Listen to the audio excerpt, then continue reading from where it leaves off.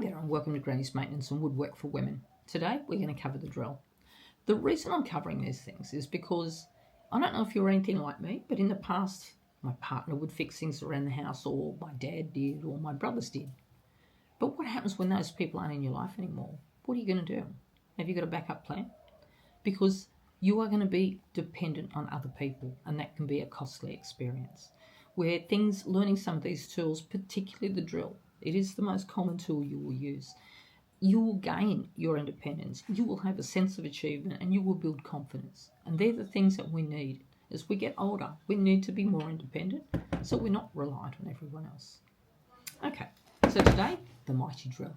And as you can see, this has got no power cord. It's got a great big battery on the bottom. So this is a cordless drill. And the cordless drills run rings around the corded drills. The corded drills have got their function and they've got a lot of power. But this is mobile. I can take this anywhere, which is great. Thank you, bird. I'm on a property. There's a few birds out there. Okay, look at the drill. This is the front. This is the chuck. The chuck tightens and loosens whatever device you've got in the front. This particular time, I've got a drill bit.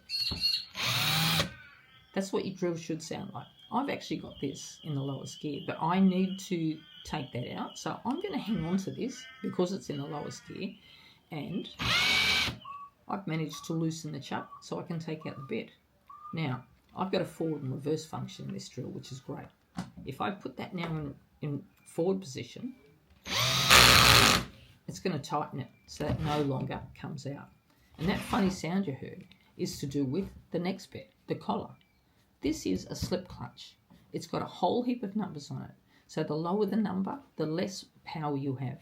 The bigger the number, the more power you have. So if I was going to drill into a softwood like pine, I would probably be on the lower end of the scale. I don't need that much power. But if I haven't got enough power, I'm in too low a gear, this is what a drill sounds like when it's drilling. This is what it sounds like when the slip clutch comes into play because I haven't got enough power for the job. I'm going to be the resistance holding the chuck. Do you hear that sound? This stops spinning. The motor's going, but it disengages the drill bit so that it no longer drills. So that's telling me I haven't got enough power. So I'm going to up my power range along those numbers. Now this one goes from like 2 to about 24.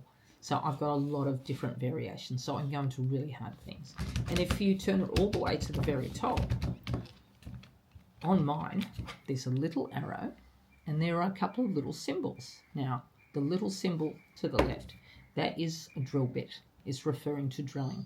That's telling me that's the maximum power this machine can put out in that setting, because your setting, whether it be 2 or 24, has to be level with that little arrow.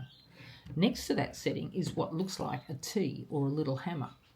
It's actually a hammer setting. So if I've got it set on the hammer setting, this becomes a hammer drill. Now, it doesn't sound different, but it will when it actually hammers into something. And if I've got it on the hammer function, I need to have a different bit. These bits are for drilling into wood. If you're going into something like masonry, you need a masonry bit. And a masonry bit, I don't know if you can see it, a masonry bit's got a little, like a spade on the top of it. It's made to gouge out things like concrete, ceramic, and that sort of thing. Now, the hammer bit I would use for breaking up concrete. I don't necessarily use it for drilling holes into ceramic. Okay, so that's your slip clutch and that's how it works. And how much power you're going to put in depends on what you're doing. Okay, if you look at the top of drill, we have numbers. That's your speed. I have 2 settings. I have 1, and it sounds like this. And if I put in, can you see that? And if I put into 2, and because I've got a bit of arthritis, I need a hand to push that across. You can see number 2. Sounds the same, doesn't it? It will make a difference when you're drilling. You will feel the difference. One will be faster going through the material, the other one will be slower. Okay, so we've covered what power, force we want behind the drill. We've covered the speed. We have a trigger that switches on and off. And the good thing is, if I was screwing a screw into some sort of plate that I need to screw down, as soon as I release it, it stops. which is great because you don't want it to continue spinning, or you've got to bore out the top of those screws, and that ruins your screw, and then you get to start all over again. Now, getting back to the drill, your trigger, then you have your forward and reverse like I showed you, and that's wonderful. If you put a screw in and it's on an angle, or you've damaged the screw and you want to take it out, put it in reverse, and then screw it backwards.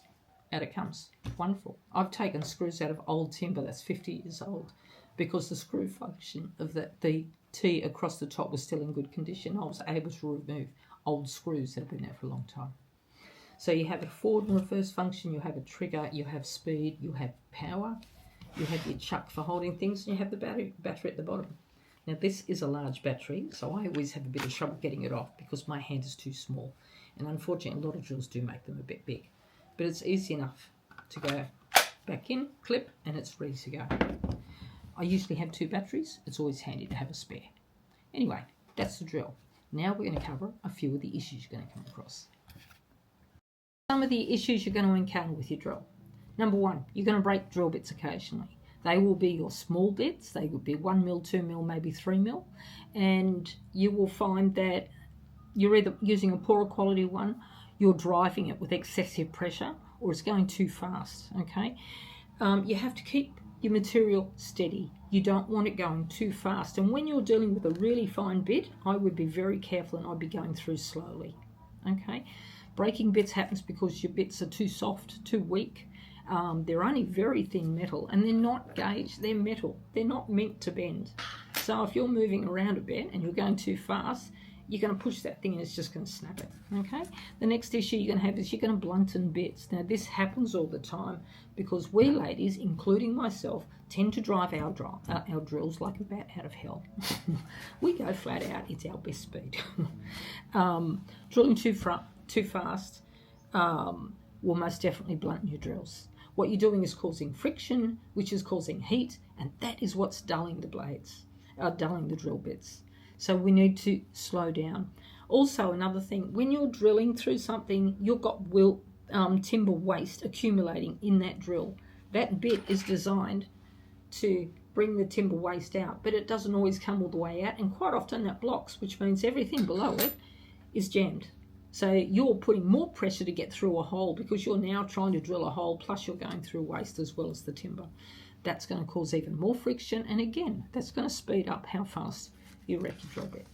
The other thing is hole deviation.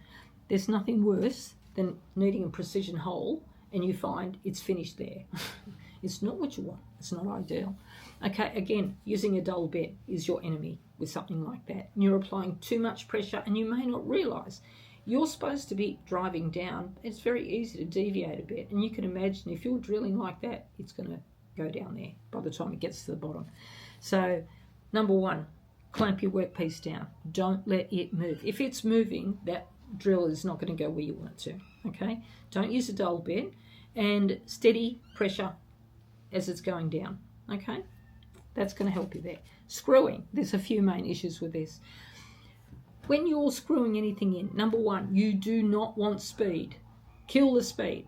I have 2 settings, 1 and 2. I will not screw something in 2. I will always do it in 1. It's too fast.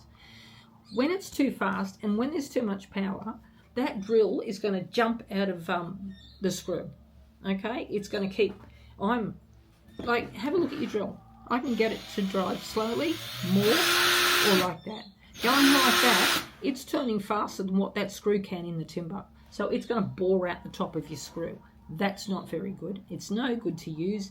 You are going to have trouble reversing it out.